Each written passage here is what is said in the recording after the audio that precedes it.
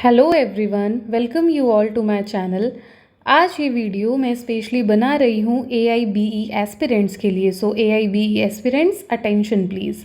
अगर आप सोच रहे हैं कि आप AIBE को सिर्फ एक क्वालिफाइंग एग्ज़ाम है और आप इसको सिर्फ एक क्वालिफाइंग एग्ज़ाम लेकर सोच रहे हैं, तो एक बात याद रखिए, क्वालिफाई करने के लिए भी आपको एक स्ट्रैटेजी चाहिए।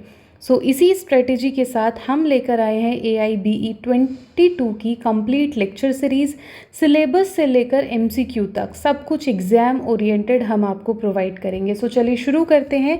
इसका सिलेबस एक बार डिस्कस करते हैं कि सिलेबस में यहाँ पर क्या आने वाला है, पेपर पैटर्न कैसा रहेगा। यहाँ पर आपको 100 क्वेश्चंस देखने को मिलेंगे और वो 100 क्वेश्चंस इन फॉलोइंग सब्जेक्ट्स में से होंगे।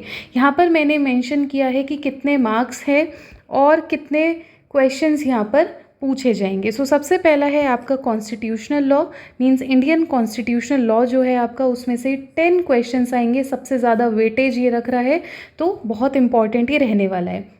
अगर आपको लग रहा है कि सिर्फ बेयर एक्ट से आपका काम चल जाएगा, केवल बेयर एक्ट है ही आपके लिए इनफ रहेगा, this is not the true thing. क्यों? क्योंकि यहाँ पर हमको पढ़ने पड़ते हैं कुछ लैंडमार्क केसेस, और ये लैंडमार्क केसेस की लिस्ट, प्रॉपर वीडियो, ये सब मैं आपको प्रोवाइड करूँगी। देन यहाँ पर हमको दोनों ही चीज़ें पढ़नी है। कन्फ्यूजन बच्चों को है कि नया क्रिमिनल लॉज पढ़ना है कि पुराना पढ़ना है। You have to study both. आपको IPC भी पढ़ना है, BNS भी पढ़ना है। उसमें भी हम इसका बेयर एक्ट पे कमांड प्लस इसके लैंडमार्क केसेस सब कुछ साथ में डिस्कस करेंगे। सेकंड सब्जेक्ट इज CRPC और उसके साथ भारतीय नागरिक सुरक्षा संहिता। यहाँ से आपके 10 क्वेश्चंस पूछे जाएंगे। BNS और IPC दोनों को कंबाइन करके आपके 8 क्वेश्चन पूछे जा रहे हैं।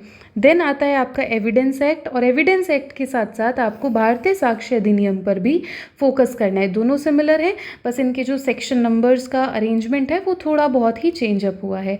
यहाँ से भी आपको 8 मार्क्स का आपको क्वेश्चंस देखने को मिलेगा। देखिए, ये सारे हैवी वेटेज वाले हमारे सब्जेक्ट है, तो हम कह सकते हैं कि these are the major subject. तो सबसे पहले तो हम मेजर सब्जेक्ट्स को कवर करने का कोशिश करेंगे।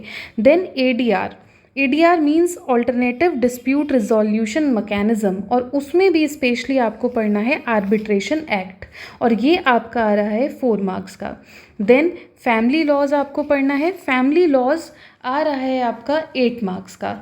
ठीक है, यहाँ पर कुछ पब्लिक इंटरेस्ट लिटिगेशन, यहाँ पर ये जो लिटिगेशन लिखा है इसका मतलब है पब्लिक इंटरेस्ट लिटिगेशन, उससे भी आपके 4 क्वेश्चंस पूछे जाते हैं।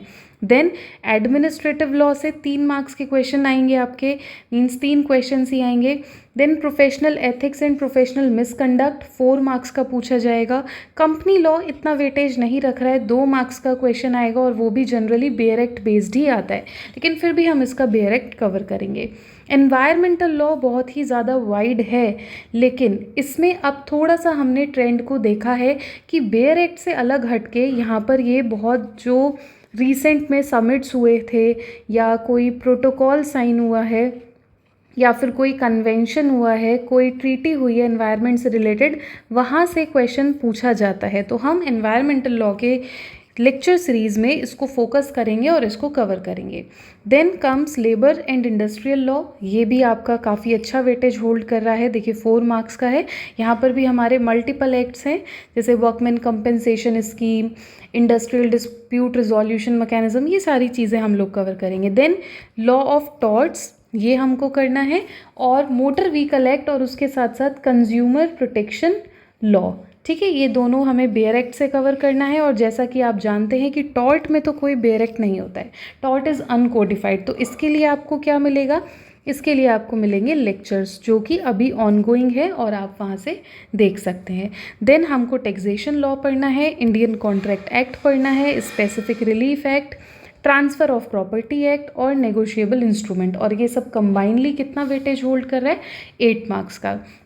Then we will study land acquisition act, 2 marks का आएगा, और इंटेलेक्चुअल प्रॉपर्टी लॉ, जिसमें हमको पेटेंट, कॉपीराइट और आपका ट्रेडमार्क और GI टैक्स जो रिसेंट में हुए हैं, यहाँ से क्वेश्चन पूछा जाता है।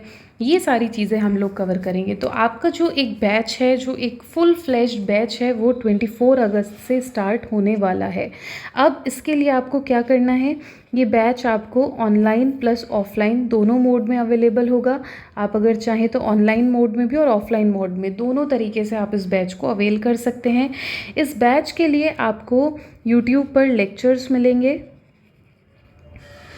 और वो यूट्यूब लेक्चर्स आपको बिल्कुल टाइम टू टाइम प्रोवाइडेड किए जाएंगे।